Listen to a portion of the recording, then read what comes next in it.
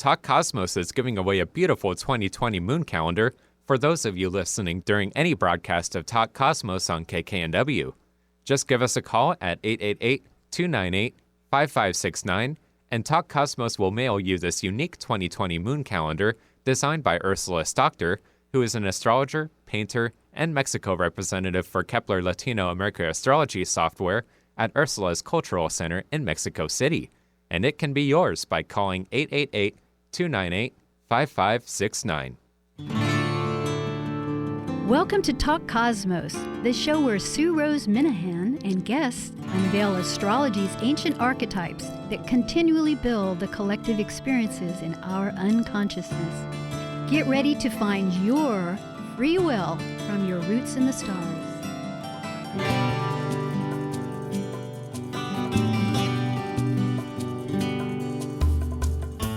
Hi again, I'm Sue Rose Minahan, and this is Talk Cosmos.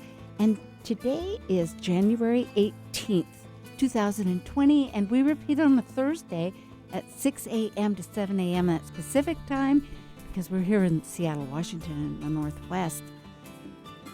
And our title tonight is the Capricorn Aquarius, which is Straddle or Swaddle New Times. It's right on the cusp, and really those two signatures of archetypes are perennial, you could say, in the consciousness of collectively and on individual basis. So this particular time really will indicate some of the potent changes ahead for 2020. It is remarkable the different cycles that are igniting, and also some of the retrogrades. But right now we happen to be in a window where every single planet is direct. Now, that is the view from Earth, because really the planets just continue going straight ahead.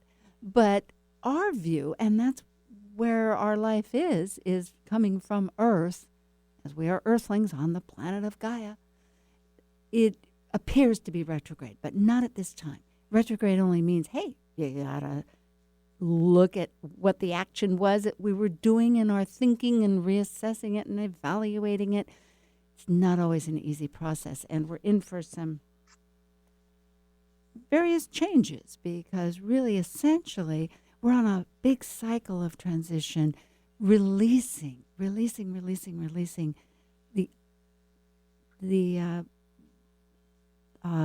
okay, get the word out, Sue. It's the patriarchal, yes, the patriarchal that has served its purpose. But right now we're going to, even Steven times, you might say, it's a little bit of new realities, new identities, and of many forces. So we'll have quite a conversation, and I'm very fortunate tonight. We have a wonderful astrologer, Kathryn Andren. She's also an artist and an intuitive, and she is the founder of the Love Astrologer. And you can go to Talk Cosmos if you forget all of this, because I keep all the guests and their bios and information, or that's pretty simple to remember too, the Love Astrologer. And she does individual relationship astrology consultations, and including families and children, integrates into this private healing practice and consultations 20 years of astrology, tarot, and energy healing work with massage therapy.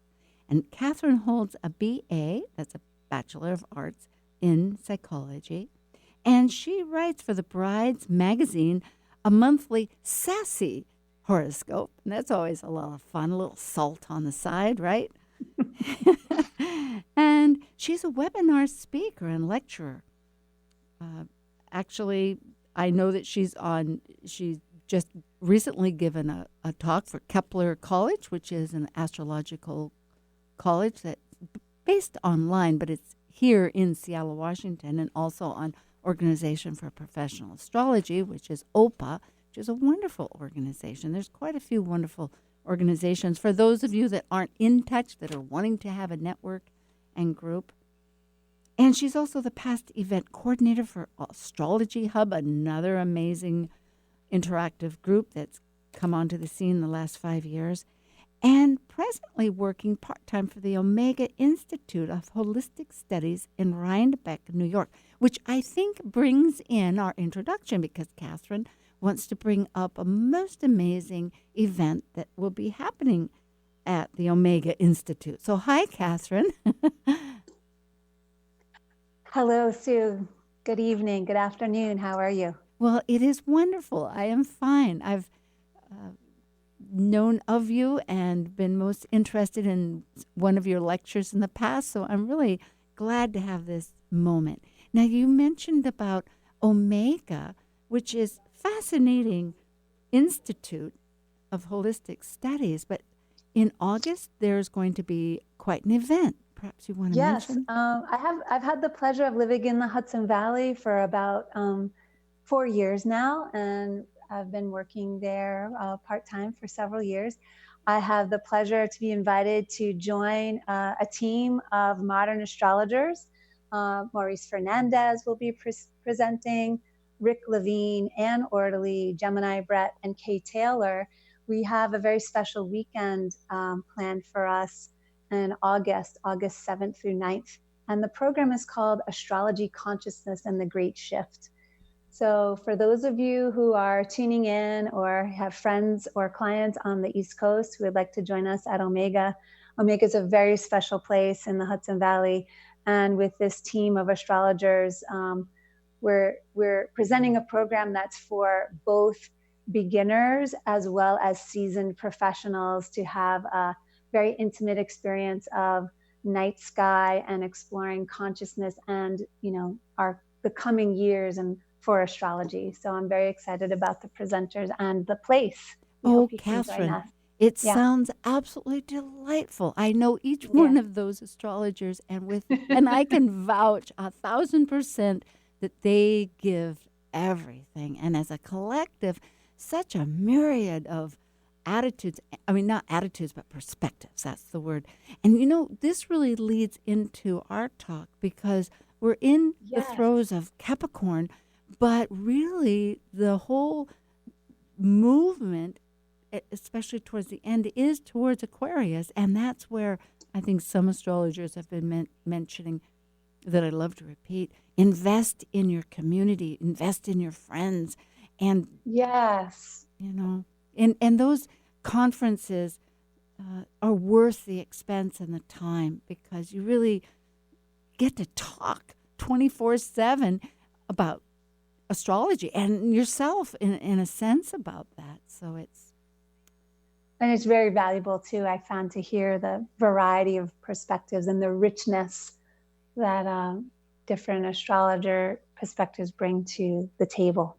So what I noticed particularly as we're, preparing for our session time together today, that, the sun now is in Capricorn. We have this 5-planet lineup right now. Still, there's 5 planets in Capricorn. And then just, this weekend, the sun will then move into early degree of Aquarius. Now, Saturn's the ruling planet for Capricorn. And when we look this year at 2020, our buddy Saturn is going to go retrograde in May. But Saturn kind of just sits at this very early degree of Aquarius. It kind of straddles late degree Capricorn and early degree Aquarius for quite some time, which is sort of where we are right now with the sun. The sun right now is at late degree Capricorn, just starting to Aquarius. So that shift from the being responsible, taking our time, and then what does it take for us to set up healthy structures for us to break free or create forward momentum for our next steps is so potent right now. Absolutely. You really did focus immediately. I'm so glad because I know just for myself, I may say today, I decided as one example that it's absolutely necessary that I start posting some little tiny videos. So I had this big idea. And of course, I went from the macro to the micro, I think, because it was like 5.5. Well, if you do it on Instagram, because everything's a learning process. So I finally did. I did 1 minute today for the first time. Yeah. So blast. in with this idea of breaking free, of going forward. I mean, also we have, well, you might say assistance or energetic assistance, that is. I mean, Chiron's in early Aries still. Yes. So it's prompting it. But back to Saturn, that is, it will be, before it goes retrograde, it's going to be conjuncting Mars in March, late March, the 31st. They actually conjunct. And so it seems as it's a prelude to really see what structures we really want to just break up or well, it's going to be hard to know, because when we talk about Uranus and Aquarius, nothing is really that certain. We just know that things are going to be dismantled in some way, or reignited, or brainstorms. I'll share a brief story right now, because it's just what's present and going on. Oh, good. So we can talk very theoretically and thematically about structures and organizations and breakdowns and breakthroughs. I have planned this trip. I'm in Hawaii right now. Back in August and September, I planned this trip to come to the Big Island. I formerly was a Big Island resident for 15 years. And it's so good, supportive and nurturing for me to take a little time out and spend some time here in Hawaii. 2 days before I'm about to leave my home for 5 weeks, my car breaks down. The transmission is dead. Oh, no. And, there's a lot of things to do before you leave on a big journey. So that was like, okay, this is a breakdown, and, it's getting repaired. Fine. I come to Hawaii. I arrive myself. The logic board on my computer is dead. So all of the things that I rely, important things that I rely on, car, computer, the things that I consider, like, everything's in my computer. I work for myself. Stability. So, and now the challenge before me with Saturn, because Saturn I also see as, we understand Saturn as meeting up resistance, or I may understand Saturn as lessons to be learned. And I also see Saturn as creating humility. When we're in Saturn cycles or Saturn transits, there's opportunities for humility, and then just working through it. How am I going to work through it in a conscious way? So, for anyone who's having, anyone else who's having any added or weird difficulties with basic structures, basic systems, the patience is required. Saturn's a lord of time. You need to be patient. Uranus in Taurus. And actually, Kathryn, you're one of 6. My computer had broken. My husband's broke. Yours did. 3 other people I know, astrologers close to me, they've all had, one's emails are all getting eaten. Another one's computer broke. It's just shocking. And, really, I guess when we think of the physical and the spiritual, of course, it's that sense, well, as has been taught, one needs to feel in order to manifest. But what we feel does manifest. And then again, we can see things because they're manifested. Meaning, if something is broken, we understand that things are dismantling. Because it's not always evident in our brain that we can sort of escape from.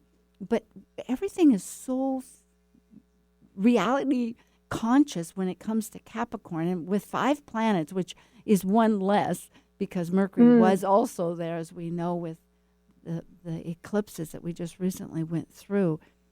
So it's this, Right. So my That is friends and potent. clients are like, is it Mercury retrograde? I said, no. I said, we're in eclipse aftermath. We're still in the aftermath of eclipse Yeah. cycle and this huge, the planet lineup. And the Saturn Pluto, Yes. this is not a one-time event. I mean, Saturn Pluto, yes, they're aligned and conjoined in January, but when we look through the year and you look through the ephemeris and track these, I'm a wide orb person. Me too. So, we have Saturn Pluto the whole year. Yes. We have it the whole year. Deep So when we transformation. right. So take our time, the invitation. So I say, oh, let's look at the pattern, these planet patterns. It's like a weather report. There's an invitation to take our time with these transformational processes. And then as Jupiter then makes its way into the picture, into the party, there's an expansion of the transformation. It enhances the transformation. Yes. And what I really love, I like our subject of looking at cusps, because this year really does have many layers of this transition. And it isn't just a quick click of the remote. It's because we're turning, well, it's that eminent age of Pisces that's 2,160 years or something, that's going to the next. That's just one cycle. There's other cycles that are very considerate, like Eris, the planet or the goddess of discord, is squaring, I think, in Aries and squaring this conjunction. And that hasn't happened for 500 years. So that's just another one of the action things. But it takes a lot. Life is holistic.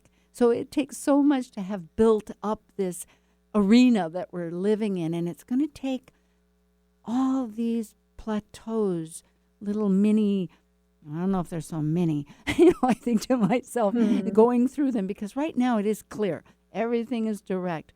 But on the 16th of February, I think Juno goes, and she's an asteroid, but the queen the queen to Zeus, the king, who and represent of God, of representing marriage and commitment, and who connects soulmates. And so that to me really is indicative, because later we get Venus and Mars, much later in the years, that are doing their lengthy retrogrades through the whole season of the shadow and back. So really, who we are, this paradigm, this mineralization, crystallization of all this Capricornian patriarchate and colonialism, and which has served us. But now, looking at, there's going to be many steps of relationships, of marriage, of the inner showing to the outer. When I see our astrology today, our astrology of now, we have that Venus and Mars are in a square to each other. This week Venus is in Pisces, and it's squaring off to Mars and Sagittarius. But as you were saying, when we look at 2020, not only do we have our regular 3 Mercury retrogrades this year, but there's the Venus retrograde in Gemini, and then the Mars retrograde in Aries. That's going to square off to all the Capricorn stuff still. Yes. So that Mars retrograde, which is essentially September, October, November of this year, 2020, our buddy Mars, he's going to be squaring off to Pluto. He's going to be squaring off to Saturn. And so the instigation, preparing ourselves to think before we speak and be mindful before we act, because Mars in Aries, we know, is so impulsive. And, this is right around the election cycle in the US too. We have that added impulsiveness. So hopefully that'll give supportive opportunities to slow down. Well, it may be a classic retrograde time. Somehow it doesn't seem like there's many promises made it's going to Yeah. be really a classic point of maybe reflecting after actions to reassess and process. But right now we do. I like the idea of setting the goals now ahead because it is clear.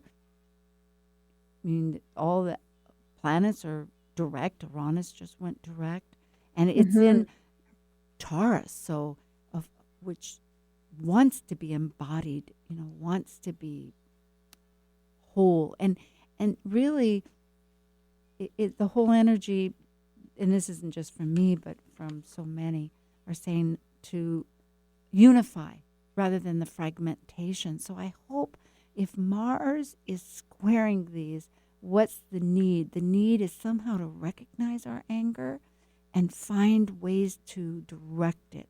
Because I think rather than resist it, that's where the frustration and then suddenly erupts without really a tactful way. And sometimes anger doesn't have a tactful way, but it can be constructed. It can be channeled. Yes. I really like what you said, like redirect rather than resist.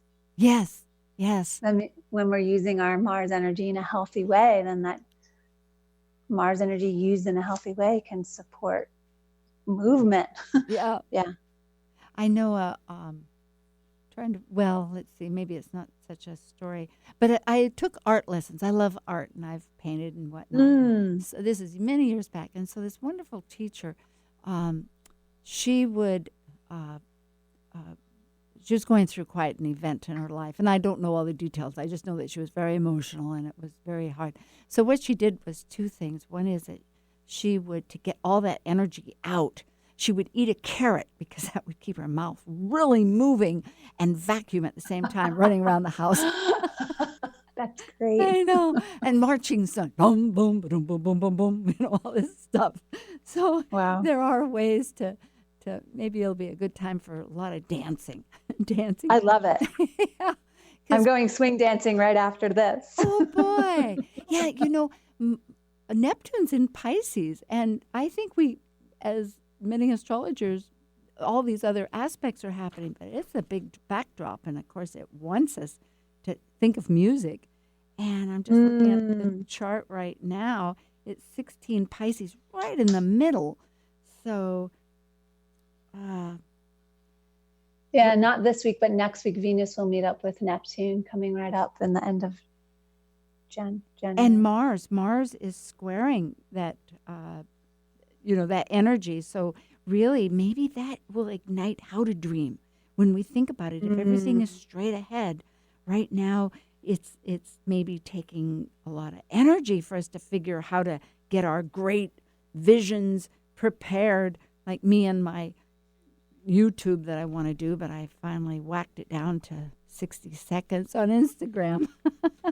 Great. Yeah, it was at least a beginning. And that's the other thing, beginnings. If Chiron is in Aries, we're healing. Yes. We're healing all the time, and we're becoming. We're trying to. So I guess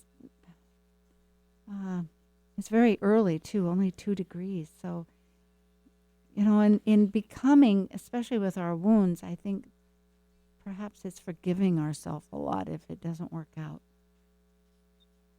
Does that make sense? Yeah, I was just doing a reading this morning, and I mean, oftentimes when I'm in session and I'm looking at Saturn particularly, is about forgiveness and being kind to yourself. Chiron lives in between the two planets, Saturn and Uranus. So that's the bridge, right? It's the bridge between the seen and the unseen. Chiron serves as the bridge, or from the dream to the reality. I like so when I'm looking at Chiron or I'm looking at Saturn, there also is that added emphasis around criticisms. How am I being? Do you have critical people in your life, or are you self-critical in some way?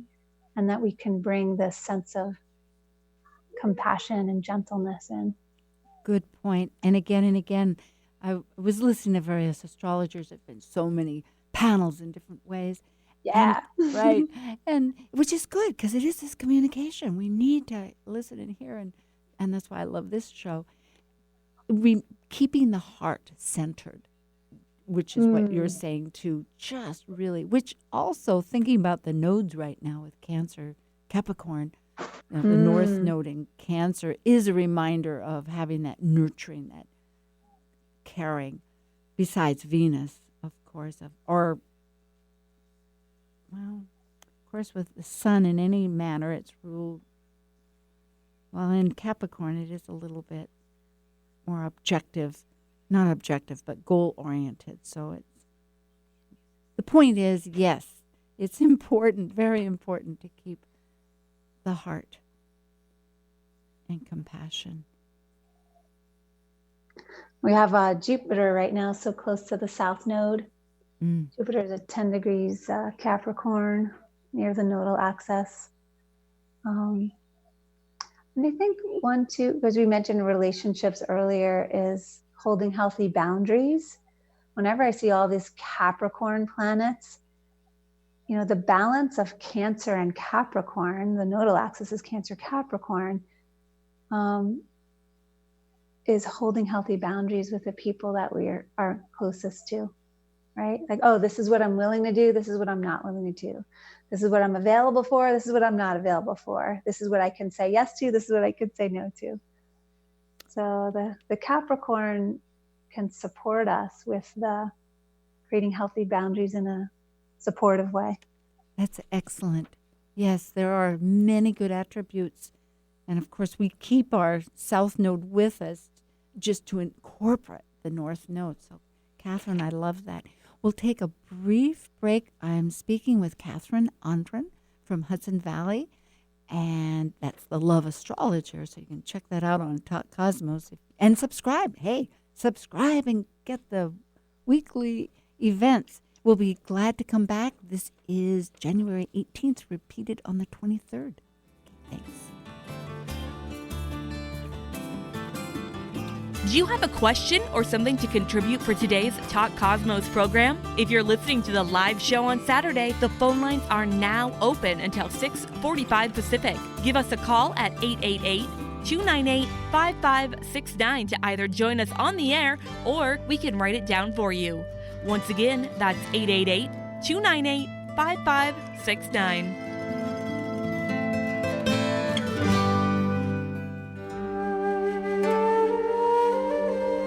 While we take a break from this week's edition of Talk Cosmos, let's take a look at this cycle's archetype. We are currently in the yin period of Capricorn, ruled by Saturn, the furthest visible planet by the eye. By leaving a cycle based on meaningfulness and truth, Capricorn's energy establishes social boundaries in a structure incorporating rules, authority, and ethics. As a cardinal earth sign depicted by a sea goat climbing from the sea up to the top of a mountain, Capricorn overcomes fears through goals and ambitions to achieve mastery. Yang period of Aquarius, ruled modernly by Uranus and Saturn in traditional astrology by the ancients.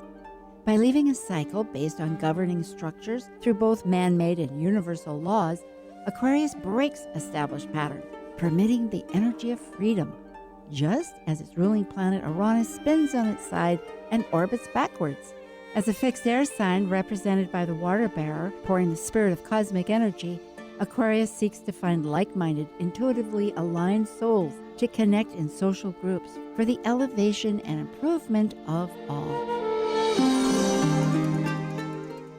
This is Dawn Glinsky from 6 O'Clock Astrology, and you're listening to Talk Cosmos on Alternative Talk 1150 AM, where we discuss the meaningfulness of our roots in the stars.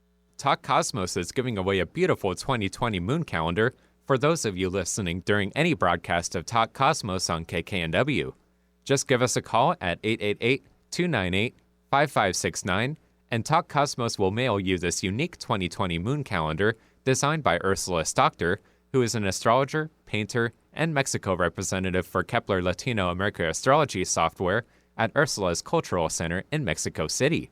and it can be yours by calling 888-298-5569. Alternative Talk 1150, online at 1150kknw.com. Hi. Boy, I really enjoyed that. This is Talk Cosmos, January 18th. I'm Sue Rose Minahan, and Kathryn Andren from The Love Astrologer is speaking with me tonight. And interestingly, we are talking about the cusp, and my wonderful soundboard producer decided to put both of them on. It was so great. I loved it. So, hi, Kathryn. We're back again. And that was Great. a perfect way of ending with healthy boundaries. Oh, my goodness. Yes.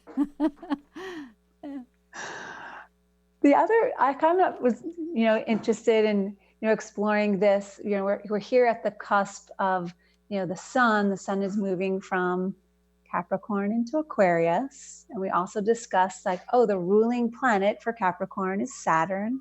We're looking how Saturn this year is essentially dancing back and forth between late degree Capricorn and early degree Aquarius.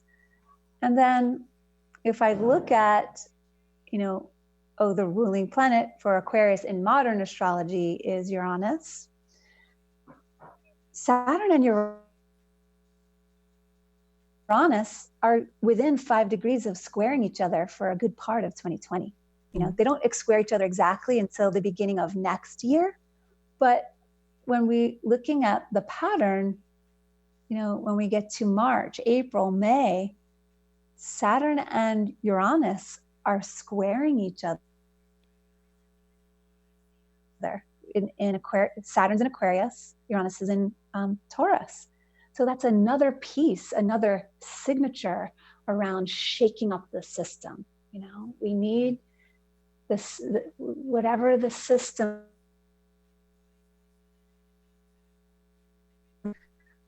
We're bringing new insight. Kathryn, I think we're having a little bit of a difficult time with your connection here. I'm going to go ahead and let Sue chat for a bit, and I'm going to get you on our phone lines here.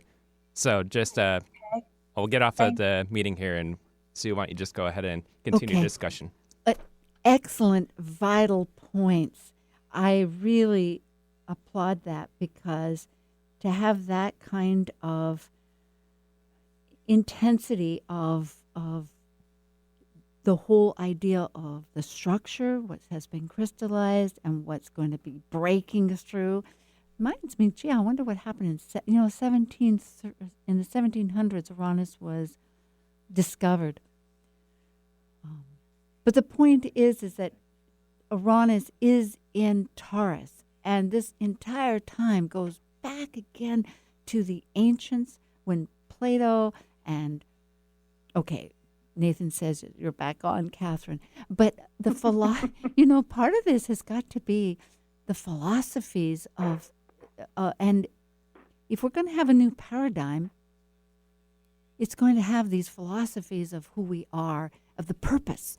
And so that also takes me, and everything is integrated. I mean, everything seems to be some kind of, I don't think it's a cake we're baking, but it's some kind of something that everybody's going to eat somehow or live somehow. And because the point of these relationships is our inner relationship. So a big part of that. And that sounds interesting. Like if for your example, when everything just quit, your car quit, Yep. the computer quit, and similar, like other people I know, my computer quit, your world stops. It's like all of a sudden the moon's up in the sun, and that's. But you know what? The truth is, I feel better. This is like, yes. I've had minimal time on the internet the last 10 days. Like, I'm in Hawaii. They said, it's going to take us 5 days to diagnose the problem. I'm like, it's going to take 5 days just to figure out what's wrong with it? Okay. And now, just now, like, for example, we're on the show, we're on the program, I'm connecting through Zoom, and the very fine gentleman at the station calls me on the phone to get me reconnected. So, I'm looking at Saturn, we're looking at Saturn Uranus, we're looking at Saturn Pluto. Hey, folks, you got your B plan? Let's prepare. Let's make sure we have our systems set up. We got things set up in place to catch us when we fall, you know. So. Or reroute, yes. Because sometimes it is unexpected, you know, and so there is this part of working with the universe. There's so many other, the energies, and that's such a broad term, but there is a real spiritual side of Capricorn, you know, of the yin going in. And, of course, we have Neptune there that's always anchoring for it. And, you know, amazingly, I also looked at all the planetary nodes. Oh, wow. And the south nodes, because you can have on solar fire the second ring, which I'm just realizing to use. And it's incredible. Okay, Mercury's south node, these are all Capricorn, is 8 degrees, which is exactly on our south node. Venus's south node in Capricorn is 10, which is right on Jupiter. Jupiter right now, Yeah. Jupiter itself is 13 degrees. Well, it's almost 14 degrees, so it's not very far away from its own point. Of course, when you get to these planetary nodes, I think they're very tight orbs. But still, just the immensity of it. And then you go to Pluto, it's 20 degrees Capricorn, south node. And, of course, Pluto right now is 22. It's been toggling its south node for a lot of 2019. And which means we're all living in the south nodes is our baggage, you might say, or our territory that we're really familiar with, that we've really developed over some eons of time. And, of course, for the non-astrologer here, or for the new astrologer too, these nodes, their orbital paths, connection points between the moon and the sun, it's the sun. But the point is that they last for 18 months. So from this standpoint, it's just happening right now. But when it comes to the planets, the other planets, not the lunar node, because that's our south node, 8 degrees, but all these other nodes stay, I'm not sure how long they stay, and I think they stay for much longer. So right now, everything is in Capricorn. Even Saturn is 24 degrees. And, of course, Saturn itself is 23, going on to 24. It's going to connect. And Ceres is 25 right there. So it's just incredible what we're crashing through. And it's going to take quite a bit of breakthroughs and other kinds of connections, you know, to elevate some of this energy. I remember we were earlier in our conversation, Sue, and you were speaking about relationships. You mentioned Juno, and we talked a little bit about Venus and Mars. When I'm looking at charts, and particularly when I'm in one-on-one sessions and I see the specific transit cycles when people are going through their transit patterns of Saturn or Uranus, Uranus particularly, like, yes, our first relationship is with ourselves, but it's also our relationship with God Creator, you know? And so when we are having these times are stressful, or we are having experiences of disappointment or breakdown, then the resource comes back home to ourselves, and it comes back home to our relationship with spirit, right? Yeah. So, oftentimes I say or suggest that, as a strategy to navigate through transition times, as a support to get us through these times of trouble or breakdown, the more that we consciously choose to stay in alignment and attune with ourselves, whatever our practices are. Like, if you have a meditation practice, or you may go for a walk a couple times a week, or go to the ocean, or do your yoga class. Everyone has their thing. And we're encouraging people, when you look at their birth chart, to support them in finding that most resonant way to come home to yourself, so that you have a place of peace and we have a place of center, so that when these quick, fast changes are happening, we have that place of peace and center as a resource. It is the bottom line. That's very beautifully said, Kathryn. It's so true. And really, it takes time to listen to oneself because there's so many conversations that we've been trained, in school where we have to listen to the teacher. We have to listen to people, and that's really, every art, I don't know about every artist, but Picasso, for instance, he knew anatomy and then he broke anatomy. So as one example, of a prolific, he did thousands and thousands of paintings and also broke the whole paradigm, you might say, of art as one artist. There's Stravinsky, there's other people.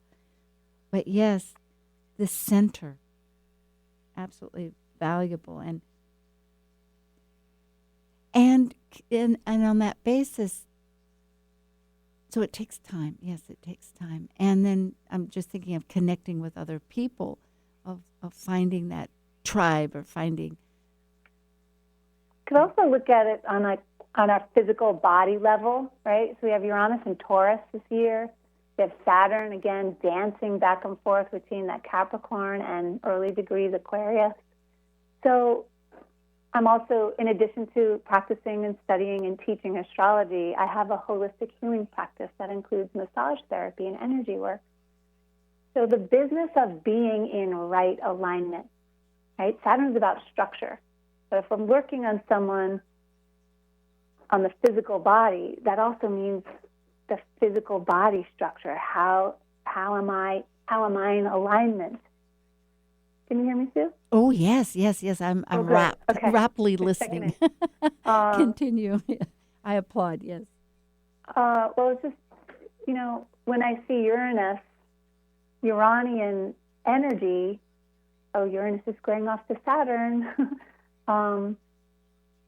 That can be very rattling to the nervous system, right? Like we can when we're in consultations, like sometimes we're experiencing people who are there's nervousness or there's a low level, it's like there's a low level stress running. That's like a tune going on in the background. So again, I feel when I see the planet patterns, I want to say, where's the opportunity here? And it's like, okay, there's an opportunity for me, or for opportunity to encourage the people that we see and that we come in contact with. Is about how we can distress and come back to our center and settle down the nervous system, Well, so, yeah. And what's... Go ahead. Well, I was just going to say, perhaps Saturn, time, and I'm thinking about Jupiter, opportunity. Right. Yeah, Jupiter is really there to shower opportunity if you're in alignment, because it is in Capricorn right now. And then I'm thinking of the stress a lot of times is because I know for myself, I pressure myself. I think, I've got to get this done. I have to stop. And, that's the centering part. Think, okay, who's in charge here? I'm so glad you mentioned it, because I was also reflecting those last 2 weeks, even with all of the unpredictable breakdowns and even with the unexpected stresses, I have experienced an enormous amount of grace, right? And so you're mentioning that Jupiter, right? Oh, Jupiter comes in, and Jupiter is the bountiful blessing, right? Yes. So, we could hold this polarity or hold this duality together at the same time, even though there are things where system structures breaking down or whatever we're observing externally or internal experience, I'm just witnessing and I'm really feeling there's an enormous amount of grace happening on the planet right now, which I think is very hopeful. Well, so yeah. I'm uplifted by that, the Jupiter, I'm going to come into this party and help things along. Well, I like this whole concept of looking at these two giants out there, Uranus and Saturn, that there is this tension that they're really working with, reconstructing, breaking down, which is part of the Plutonian decomposition, it's like metamorphosis here. But with Jupiter, what I like is it has a different avenue of how to put things together. It doesn't just recompost and put the little, for seeds, which is great, it puts, the seeds they can grow into new philosophy. They can grow into new, and embrace other people. It's not so restricted, just who you know. It can invite other thoughts and other ways. Like, for instance, with you, 5 days, it's like, okay, I know I lived in Mexico for a while too. And I live in New York now. Things happen pretty quick in New York. It's going to take 5 days to diagnose my problem. Okay, I'm on vacation now. Yeah. Anyways. That's very true. And oh, how great it would be. I've dreamt of trying to just, yes, maybe that's what I need is right. So thank heavens that, the book that I bring on the plane, you'd think I'd bring a nice novel or something. I brought my ephemeris. Ooh. Like, I'm playing with and studying and drawing out things right from my ephemeris. That was my book for the plane. You inspired me. I looked at mine and I just love it because you can see it. Suddenly that's where I saw, my goodness, once again, we're in this clear time with absolutely no retrogrades. Even the nodes aren't retrograding. And I couldn't, everything is clear. And then, like I was saying, because I do look at Juno, I look at all the asteroids, but Juno begins this retrograde, and then after that becomes Mercury, which is so interesting because it's like, okay, what are our relationships and our commitment? And it could be our commitment to ourselves, because of wherever Juno is in your chart, I understand one way of looking at it is our commitment to that area of life, or our alliances. What are our alliances? How are they working for us? And then with Mercury, it's really the thought process. And Mercury is, of course, a psychopomp. It goes between the spirit and the matter, and it is a trickster. It wants to kind of show us what we need to see, whether we want to readily see it or not. I mean, there's many dynamics, but it's pretty short, 3 weeks.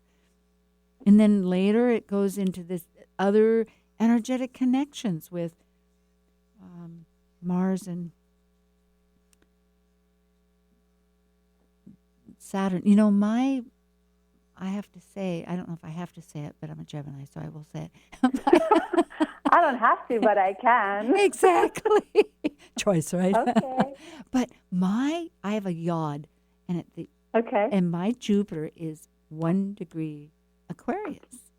And it's with my Jupiter's 2 degrees Aquarius. Oh my goodness. Yeah. Oh well. So all this stuff that we're talking about, right? With yes. the dance, both of our Jupiters are just sitting there right at that early degree point. It is. Well, it's a good thing because I've been really wanting to access that Jupiter 1 degree, and it's a little difficult in the yod sometimes. You're always balancing between Saturn. One of them is Saturn, and the other is Uranus and Venus. So now, yes, it'll be fun. Maybe I'll really get my YouTube channel going. Yeah. Well, boundaries, yes, and centering. That's a great key word to remind ourselves about. It is really all about realizing it's not external. I mean, Capricorn is it has structure, so we see the external, but yet, and we also have the spine, our skeleton. It keeps the body intact, but that's right. It is also the inner, and having, and I think when you brought in humility, it's so important because that shows that yes, we respect those with the others outside of us and the leaders and the masters, but yet what's our own spirit, our own self, feeling and saying and our relating and centering, so that I think, I mentioned this in the Kepler webinar I did just earlier this month. But if we look at those, when we look at our own charts, right, like you and I just mentioned, like what a funny realization. We both realized that our Jupiters are very closely aligned, right? So here's, when we look at the retrograde cycle of Saturn, for example, it's at 1 degree. The retrograde begins at 1 degree Aquarius. So anyone who's tuning in, just look to your own chart. Like, where is 0 degrees Aquarius in your chart? Where's the 1 and 2 degree points of Aquarius? Because right now, as we said, we're shifting. The sun is shifting from a late degree Capricorn into early degree Aquarius. And that late degree Capricorn and early degree Aquarius point is highly charged this year. The Jupiter goes retrograde at 27 degrees Capricorn.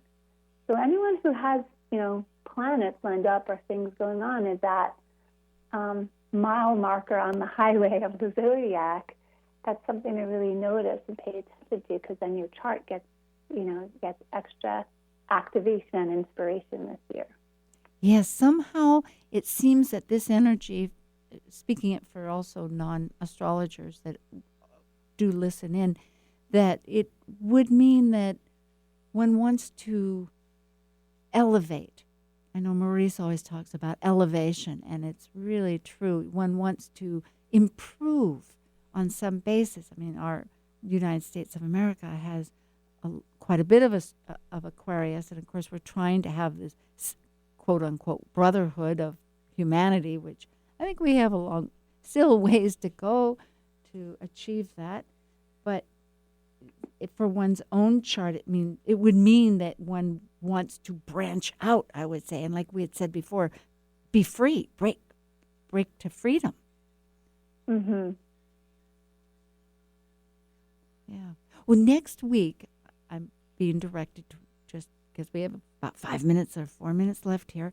Next week will be February 1st, and it's going to be, no, it's not February 1st, it's the 25th, and it will be with Ray Sapp, who is the operational manager at Mountain Astrologer, the wonderful magazine that keeps all of us in touch. Great.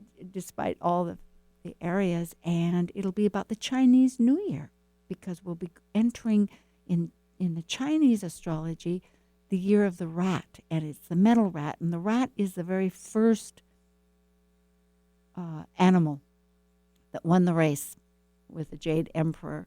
I've already done some research on this, but it's fascinating because it does implement new beginnings. That throughout all this, we're talking about, trying to get from Saturn to Aquarius. It does seem to be really interconnected this year. I mean, I haven't usually made such an announcement for the next week that seemed to relate immediately what we were talking about, trying to move forward. Yeah. Oh, and I will remind people, I am speaking with Kathryn Andren, the Love Astrologer. You can find her at Love Astrology, and also at her name, Kathryn Andren. And go to Talk Cosmos. Please subscribe. I send out a MailChimp weekly. It's a brief, colorful little thing that has lots of information, or a little bit of information about who we're talking with and the subject.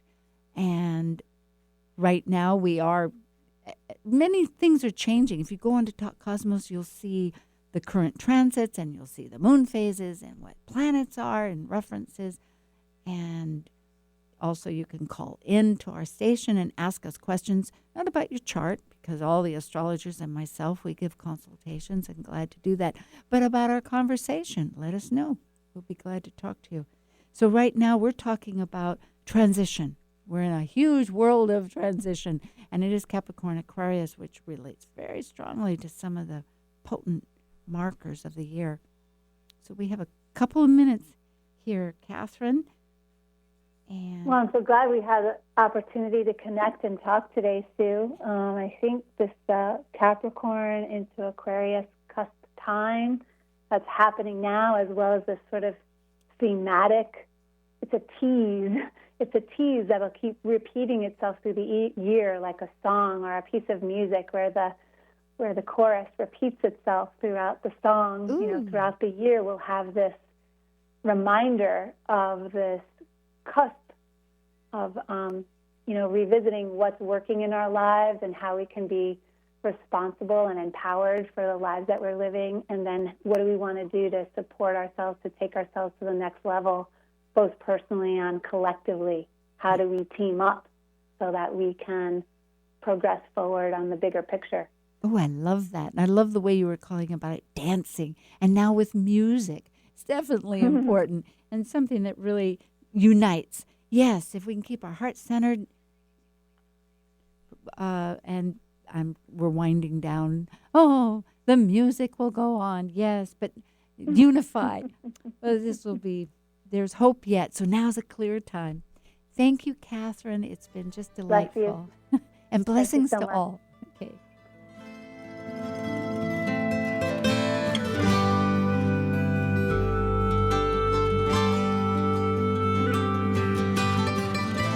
Thank you for listening to Talk Cosmos, the show where Sue Rose Minahan and guests unveil astrology's ancient archetypes that continually build the collective experiences in our unconsciousness. Be sure to tune in next Saturday at 6 p.m. to continue finding your roots in the stars.